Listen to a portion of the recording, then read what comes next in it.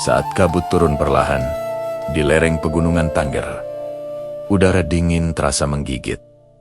Tapi kesunyian justru terasa hangat. Di kejauhan, Gunung Bromo berdiri dengan tenang, seolah mengawasi manusia yang hidup di sekelilingnya. Bukan sebagai penguasa, tapi sebagai bagian kecil dari alam semesta. Disinilah suku Tangger hidup, menjaga sebuah warisan yang lebih tua dari banyak kerajaan dan lebih kukuh dari perubahan zaman. Setiap pagi, bahkan sebelum matahari menembus kabut tebal, ladang-ladang di sini seolah mulai bernapas. Tanah hitam vulkanik yang subur disentuh oleh tenggen-tenggen para petani Tengger. Kentang, kubis, wortel, dan bawang mereka tanam. Hasil bumi ini bukan sekadar sumber penghidupan, melainkan sebuah titipan alam yang keseimbangannya harus dijaga. Bagi orang Tangger, menanam bukan sekadar bekerja, tapi ini adalah doa yang diwujudkan melalui tanah. Mereka percaya bahwa alam memiliki jiwa.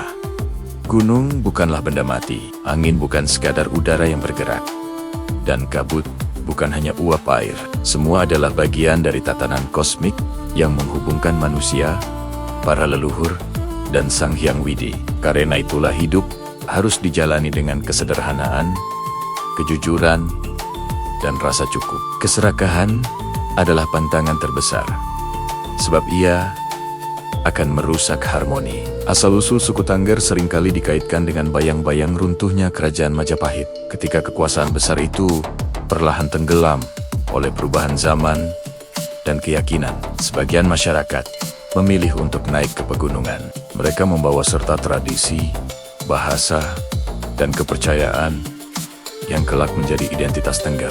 Mereka tidak membangun tembok atau istana megah. Yang mereka bangun adalah keteguhan hati. Legenda Roro Anteng dan Joko Seger hidup dari generasi ke generasi.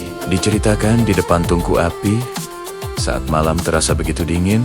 Kisah cinta, pengorbanan, dan janji pada para dewa itu bukan sekadar dongeng pengantar tidur. Ia menjadi fondasi moral bahwa kehidupan ini menuntut keberanian untuk memberi, bukan hanya menerima. Dari gabungan nama Anteng dan Seger itulah nama Tengger dipercaya berasal, yang bermakna tenang dan kuat. Kepercayaan Hindu Tengger berdiri berbeda dari apa yang dikenal dunia luar. Di sini tidak ada sistem kasta, tidak ada hierarki manusia yang membedakan satu sama lain. Semua orang setara di hadapan alam dan leluhur. Pusat spiritual mereka bukanlah kemewahan bangunan, melainkan kesucian tempat itu sendiri. Pura Luhur Poten yang berdiri di tengah lautan pasir Bromo tampak begitu sederhana, namun hikmat. Pura ini seakan menyatu dengan lanskap purba yang mengelilinginya. Di sanalah doa-doa dilantunkan, bukan dengan suara yang keras, tetapi dengan ketulusan yang mendalam. Doa yang tidak meminta kekayaan, melainkan keselamatan.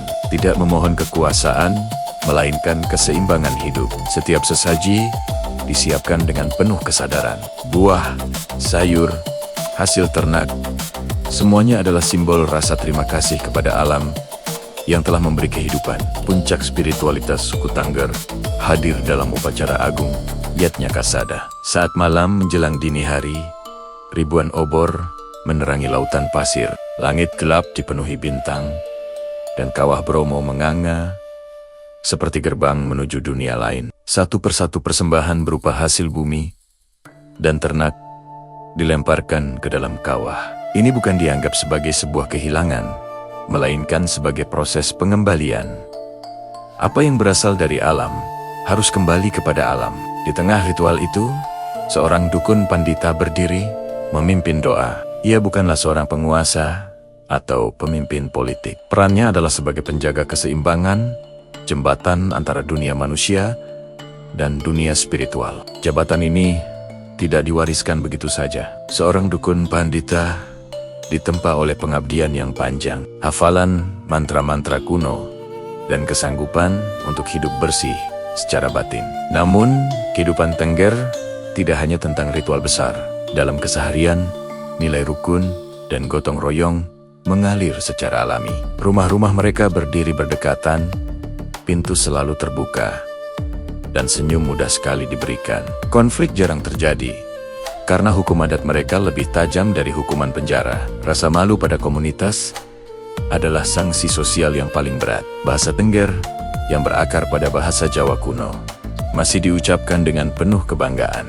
Bahasa ini menjadi penanda identitas, sekaligus pengikat sejarah mereka. Dalam tiap kata yang terucap, tersimpan masa lalu yang menolak untuk dilupakan. Pakaian tradisional mereka pun mencerminkan filosofi hidup. Sarung tebal dan udeng atau ikat kepala bukan sekadar pelindung dari dingin, melainkan simbol kesahajaan. Tidak ada kemewahan yang dipamerkan, tidak ada keinginan untuk menonjolkan diri. Yang paling utama adalah kebersamaan. Namun, dunia luar terus datang mengetuk pintu mereka. Pariwisata membawa kamera, kendaraan bermotor, dan suara gaduh ke tanah yang mereka anggap suci ini. Gunung Bromo kini menjadi ikon pariwisata dunia. Tetapi bagi orang Tengger, ia tetaplah rumah. Tantangan pun muncul. Bagaimana caranya menjaga tradisi tanpa menutup diri? Bagaimana menerima modernitas tanpa kehilangan jati diri? Jawaban mereka sederhana, namun sangat kuat. Tetap hidup seperti ajaran para leluhur. Mereka tidak melawan perubahan, tetapi juga tidak larut di dalamnya. Anak-anak Tengger sekarang mengenal sekolah dan teknologi, namun mereka tetap diajarkan untuk menghormati gunung, tanah, dan doa. Modernitas boleh masuk ke dalam kehidupan mereka, tetapi adat tetap menjadi poros utama. Saat matahari terbit perlahan di balik gunung, cahaya keemasan menyentuh kabut dan ladang hijau. Dunia tampak begitu hening, seolah waktu berjalan lebih lambat di sini.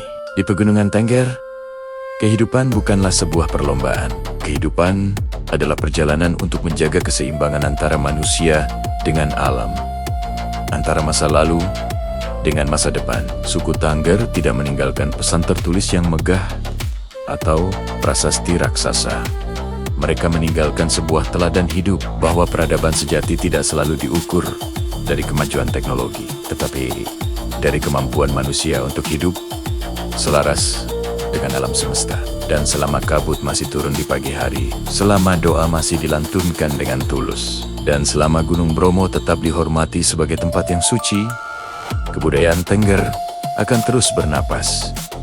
Diam-diam, namun abadi. Terima kasih sudah menyimak. Jangan lupa untuk subscribe agar kita bisa menjelajahi kisah-kisah menakjubkan lainnya bersama-sama. Sampai jumpa.